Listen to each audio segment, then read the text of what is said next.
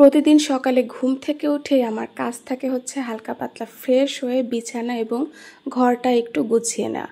জামা কাপড় আমি চেষ্টা করি সবসময় আগের দিন রাতেই যেগুলো সব গুছিয়ে রাখার, যেগুলো একটু এলোমেলো হয়ে থাকে। তবে মাঝে মধ্যে যেদিন বাইরে থেকে আসার পর একটু গুছাইতে ইচ্ছা করে না, বা যেদিন আগের দিনের শাওয়ারের ভেজা কাপড় শুকায় না, সেগুলো পরের দিন গুছানো, এই জন্য এটা থেকে যায়। তাছাড়া আমি আগের দিনই করে রাখি একটু সবসময়।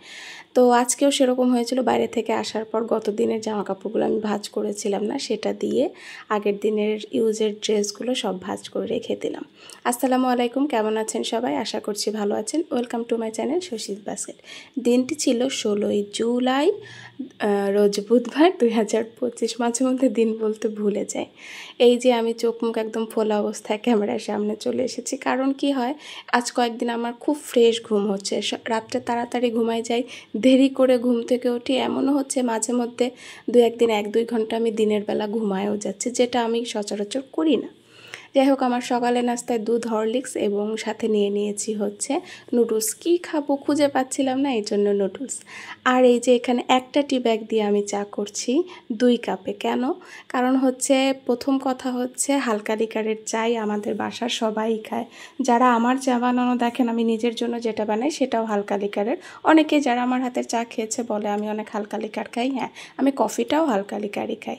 আর দ্বিতীয় কথা হচ্ছে আমি র চা ভালো বানাতে পারি না। তো আম্মু বলতেছিল ঠান্ডা লাগছে, তো আমার আর তোমার আব্বুর জন্য একটু র চা বানায় দাও লেবু দিয়ে। তো বললাম, তাই আমি বললাম তাহলে আমি যেহেতু র চা পারি না ভালো বানাইতে, আমি টি ব্যাগ দিয়ে বানাই দিই। বললো তাহলে একটা টি ব্যাগ দিয়ে 2টা দিয়ে বানাও না। তো একটা টি ব্যাগ দিয়ে 2 কাপে কী করবো, এই জন্য আমি আলাদা একটা কাপে করে নিয়ে সেটা আবার ঢালতে চাইছে, ফেলাই দিলাম। এই আর কি হয়, এক হাতে ফোন ধরে রেখে করতে গেছিলাম। আর দুপুরে রান্না হয়েছিল চাল কুমড়া ভাজি আর মাছ, কলা পুল্লা, এইসবই তো সবজি। এই ঘুরায় ফেরাই এগুলাই হয় আমাদের বাসায়। সবার বাসায় মনে হয় এরকম হয়, তাই না? স্পেশালভাবে ওরকম রোজ রোজ কেয়ার করে। আর এই যে আমি এখন একটু রেডি হয়ে গিয়েছি। রেডি হয়ে যাওয়ার পরে আমার কাছে মনে হচ্ছিল যে কেমন যেন আলো কম। পরে জানালায় ভালো করে আমি ক্যামেরা দিয়ে দেখাই দিলাম আপনাদের, যে দেখেন কেন ঘরে কোনো লাইট ছিল না।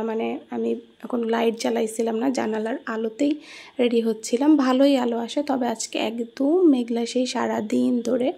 তো সেই অবস্থায় আছে। এই যে দেখেন কীরকম একদম অন্ধকার অন্ধকার হয়ে আছে।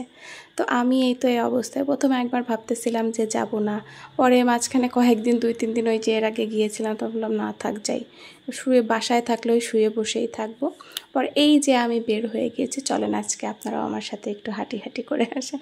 আমি হেঁটে হেঁটেই যাই, আমি হাঁটি, নিজের মতন করে নিজে গল্প করি, নিজের সাথে নিজে গল্প করি। এটা কিন্তু আমি খুব ভালো পারি, নিজের সাথে নিজে গল্প করতে আমি ভালোই পারি। আর অনেক কিছু চিন্তা করি, কি করব, কি করেছি, কি সব কিছুই একটু চিন্তা ভাবনা থাকে না, নিজের মতন করে হাঁটাচলা করা। এটা আমার কাছে ভালো লাগে, আপনাদের কেমন লাগে জানি না। এই রাস্তাটা দেখলে আমার কাছে কেমন যেন একটু পুরান ঢাকা ফিল আসে। বিশেষ করে এই যে প্রাচীর, এই দেয়ালগুলো এরকম দেখলে না, পুরান ঢাকার এরকম না। আর এই বাদাম গাছটা, এটা একটা বাদাম গাছ, আপনারা চিনেন? এই রাস্তাটা আমার এমনি ভালো লাগে, কিন্তু এই রাস্তায় প্রচুর হাঁস থাকে। সো বুঝতেই পারতেছেন, ওইটার জন্য আমার একটু সমস্যা হয়। মুরগি যাই হোক সহ্য করা যায়, হাঁস আমি পারি না। আর এই যে দেখেন কদম ফুল গাছটা এখন কদম ফুলবিহীন হয়ে আছে। আর এই যে মাঝ রাস্তায় নদী হয়ে গেছে, রাস্তাটা ভেঙে গিয়েছে, সেখানে পানিতে একদম, সেটা একদম আমাকে লাফ দিয়ে যাইতে হয়। তো এই তো ছিল আমার হাঁটাহাঁটির পর্যায়ে, একদম শেষের প্রান্তে চলে এসেছে। আর আমি ভিডিও এখন ক্লোজ করে দিচ্ছি। তো সবাই ভালো থাকবেন, সুস্থ থাকবেন। আল্লাহ হাফেজ।